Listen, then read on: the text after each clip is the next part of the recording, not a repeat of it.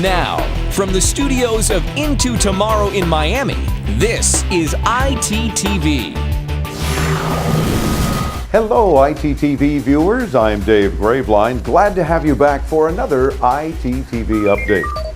It's hard to believe we're already less than 2 weeks away from the Christmas holiday. Have you bought consumer electronics gifts for everyone on your list? Don't forget yourself when you're out shopping. One of the gifts we are personally most excited about this holiday is a new broadcast center for Into Tomorrow and ITTV. Yep, we're moving. We're going to be broadcasting from street-level studios at Don Shula's Hotel on Main Street in Miami Lakes. We'll keep you posted on the move and construction right here on ITTV. We hope it's going to be a lot of fun. Many of our Into Tomorrow radio listeners have asked us to talk more about the recently released Kindle Fire on the show. Is it better than an iPad? How does it compare to other popular tablets? Well, today we're going to give you a behind-the-scenes glimpse of our discussion from this week's Into Tomorrow radio show. Why, first of all, Mark, do you love the Kindle Fire so much? Well, the first reason is that I'm an Amazon user of their content. We already had a Kindle at home. We already were buying our books in Kindle format.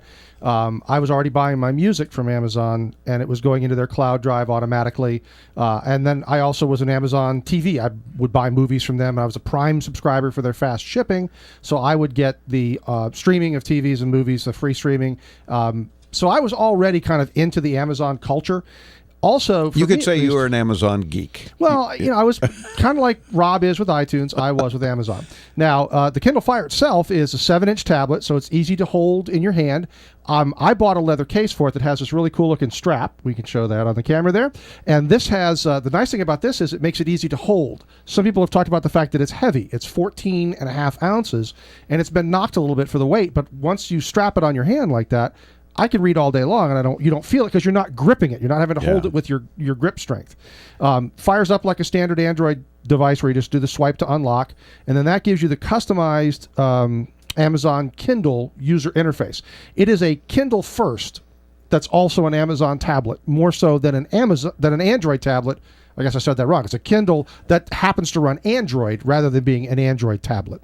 I saw that the power button is on the bottom from the way you're holding it. The power button is on the bottom, but with this case, I haven't bumped it too often. It got a little critical, people bumping the power button without meaning to, but the case, as you see, has these little teeth here that hold the device, and that's given enough clearance that I can put it against my hand and I'm not turning it off. How do you feel about it being on the bottom versus being on the top?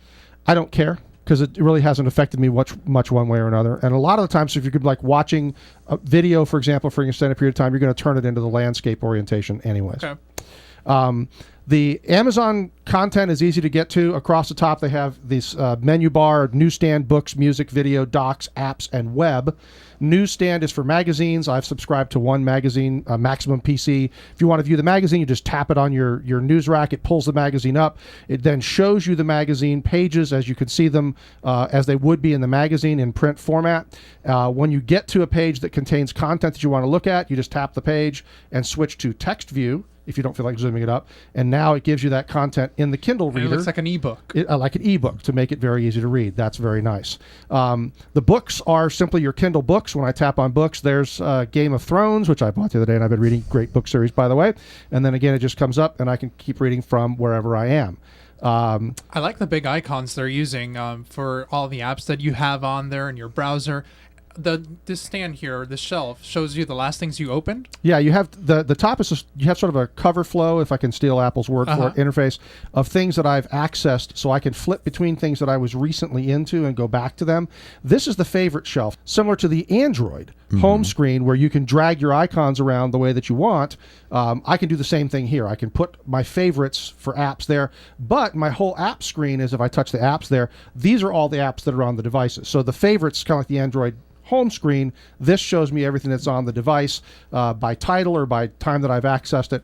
I've got quite a few apps on the device. I've only used about 1 gigabyte of the space that's available to me, and it's 8 gigabytes of storage, 6 gigabytes available for user content. Didn't really even get a chance to run through the videos and the music and so forth, but very, very simple to pull up things that you have that you're a fan of, able to get out the to get at video like that, you just tap the video and it'll load it up. Very simple interface, very easy to use. Great for Amazon content. That's really a key thing. If you're an Amazon person, you're going to love the Kindle Fire. So when it comes to Amazon content, for example, specifically, it's really stupid proof. I mean, it's a very intuitive home screen. Absolutely. You know where you need to go and how you got to get there, and it just does it. And for all the Amazon stuff that you download, as you mentioned, the movies, the music, the books especially, well, it's pretty much kept in the cloud, and then it's brought to the device as you need it. It's also got a very good web browser on it, so you can get to the internet and get to your email and things like that through the web browser. Gotcha. Plus, the price is really unbeatable right now. Yeah, that's true. Again, remember, we've been saying that you can get 2 Amazon Kindle Fires for the price of 1 iPad. Just saying. If you've got to buy 2 gifts or more, you might do them in 2s and save a whole lot of money, and apparently make a bunch of people very happy. Yeah. Give it a shot, and it's expected to really sell a heck of a lot over the holiday season. Millions more. Some are predicting that it may outsell the iPad 2 during the holiday season. Yes. We want to know what you think about the Amazon Kindle Fire. Is it what you expected it to be? If you bought one, are you thrilled with it? Or, as a couple have shared with us, did you return it? Be sure to let us know at 1-800-899-INTO. That's 800-899-4686. Or better yet, our tech-savvy audience using our free Into Tomorrow apps, and participate that way. Do you have a small business with IT needs? Visit neweggbusiness.com for their everyday solutions and deals on business electronics and office must-haves. IT is simple at neweggbusiness.com, where once you know, you Newegg. It's now time for yet another visit by our tech historian, Chris Graveline, and This Week in Tech History. This week in 1868, the first traffic lights were installed outside of Westminster Palace in London. Resembling railway signals, they used swinging arms and were illuminated at night by red and green gas lamps. In 1967 this week, the French prototype Concorde 001 was rolled out in France. The joint British-French venture and the world's first supersonic airliner took 2 more years of testing and fine-tuning the powerful engines before it made its maiden flight. In 2003 this week, President George W. Bush signed the Can-Spam Act of 2003 into law. The law established the U.S.'s first national standards for the sending of commercial email and requires the Federal Trade Commission to enforce its provisions. And this week in 2009, Boeing's new 787 Dreamliner made its maiden flight from Seattle, Washington. That's our look back at This Week in Tech History. Thank you, Chris. 'Tis the season for giving, and we recently gave away 2 Olympus pen cameras worth $500 each. So now we have several G Drive Slim 1/2 terabyte, that's 500 gigabytes, silver portable hard drives worth $120 each from G Technology. Most will go to app callers, and a couple will go to our 800 number callers. Maybe you have a question about any consumer electronics, want to offer an opinion, or help another listener. Either way, participate and win this month on our radio broadcasts. While we're giving, how about something special for our YouTube subscribers?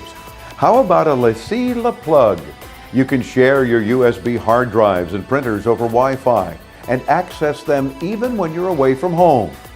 Everyone that is subscribed to our YouTube channel before the end of 2011 will be automatically entered. So, sub and win with ITTV. Well, that's it for this week's Into Tomorrow ITTV show. Happy holidays. Thanks for watching. I'm Dave Graveline.